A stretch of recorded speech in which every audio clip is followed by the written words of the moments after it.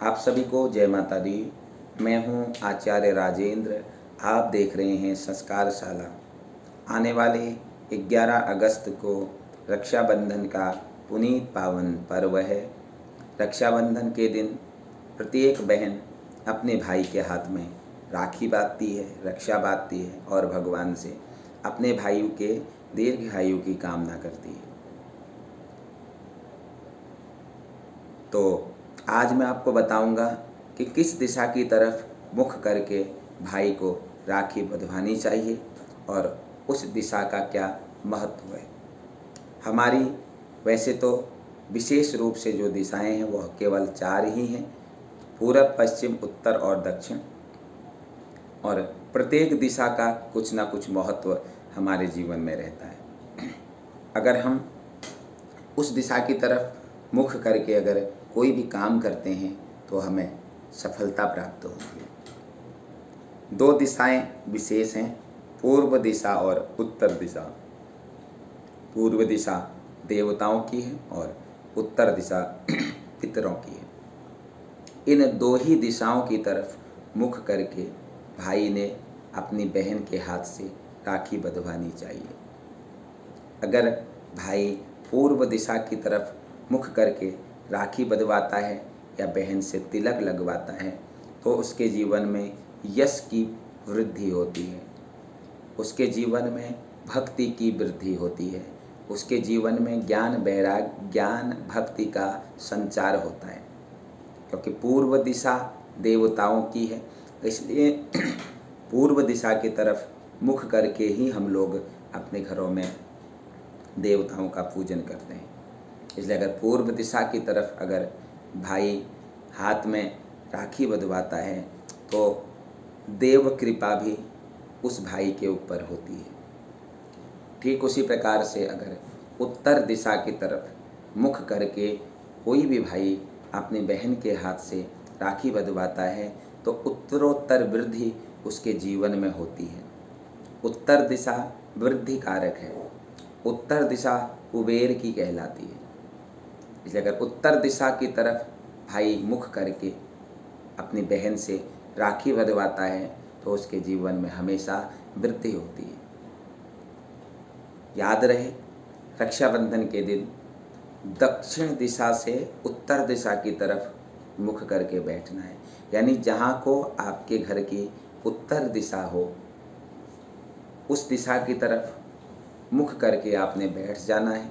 और जो बहन है उस बहन का जो मुख हो वह पूर्व की तरफ हो या भाई के सम्मुख उसका मुख हो। अगर भाई के सम्मुख बहन का मुख होगा तो उसके जीवन में अनेक प्रकार की यश कीर्ति आदि की प्राप्ति होती रहेगी। केवल जिसके हाथ में हम राखी बांध रहे हैं उस जातक का मुख पूर्व या उत्तर की तरफ होना चाहिए। कई लोग इस विषय में प्रश्न करेंगे कि बहन का मुख तो दक्षिण की तरफ होगा या बहन का मुख तो पश्चिम की तरफ होगा। तो जो मुख्य जो जिसके हाथ में हमने राखी बांधनी है उसका मुख या तो उत्तर की तरफ होना चाहिए या उसका मुख पूर्व की तरफ होना चाहिए। कैसे राखी बांधें?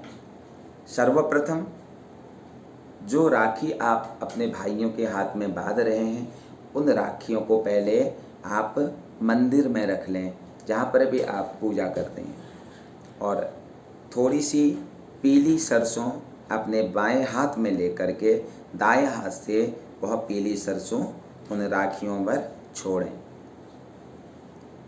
और पीली सरसों छोड़ने के पश्चात आप अपने भाई के मस्तिष्क पर तिलक लगाएं। पहले पीले रंग का तिलक लगाएं, उसके बाद लाल रंग का तिलक लगाएं और उसके बाद उसके ऊपर से अक्षत लगाएं। और तिलक लगाने के पश्चात आप अपने भाई के दाएं हाथ की कलाई में, याद रखें दाएं हाथ की ये कलाई में आपने राखी बांधनी है और मंत्र बोलना है, येन बद्धो बलि राजा दानवेन्द्रो महाबलः ते त्वां प्रतिवदनामि रक्षेमाचलमाचलः। येन बद्धो बलिराजा दानवेन्द्रो महाबलः ते त्वां प्रतिवदनामि रक्षेमाचलमाचलः। तो अपने भाई के कलाई में इस मंत्र को बोलते हुए आप राखी बांधें। याद रहे, अगर आप कोई भी राखी बांध रहे हैं उससे पहले आप एक रक्षा सूत्र अपने भाई के हाथ पर बांधें, जिसे हम कलावा बोलते हैं, जिस पर लाल, पीला और सफ़ेद 3 रंग मिश्रित होते हैं। बाज़ार में जो आर्टिफिशियल जो राखियाँ मिल रही हैं उसे भी बांधें, लेकिन उससे पहले जो वास्तविक जो रक्षा जो हमारे सनातनीय वैदिक परंपराओं में जो चली आई हैं, यानी जिसे रक्षा सूत्र हम बोलते हैं, जिसमें 3 रंग मिश्रित होते हैं, लाल रंग, पीला रंग और सफ़ेद रंग। सर्वप्रथम उस रक्षा सूत्र को आप अपने भाई के कलाई में बांधें। तत्पश्चात आप बाज़ार से खरीदी हुई उन आर्टिफिशियल जो आज के समय में चल रही हैं उन राखियों को बांध सकते हैं। राखी बांधने के बाद आप अपने भाई को कुछ मीठा खिलाएं।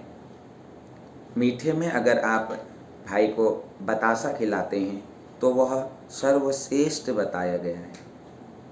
वैसे तो बहनें मिठाई खिलाती हैं, लेकिन विशेष रूप से अगर आप अपने भाई को इस दिन अगर दही और बतासा खिलाते हैं तो आपके भाई के जीवन में हमेशा यश आदि की वृद्धि होती है। तो इस विधान से आप अपने भाई के हाथ में राखी बांधें। और राखी बांधने का जो शुभ समय है वह 11 तारीख को 10:31 से प्रारंभ हो रहा है। इसी दौरान आप भाई के हाथ में राखी बांधें और उसकी दीर्घ आयु की कामना करें। सर्वे भवन्तु सुखिनः, सर्वे सन्तु निरामया, सर्वे भद्राणि पश्यन्तु, माँ कश्चित् दुःख भाग् भवेत्। प्रसन्न रहें, आनंदित रहें। जय माता दी।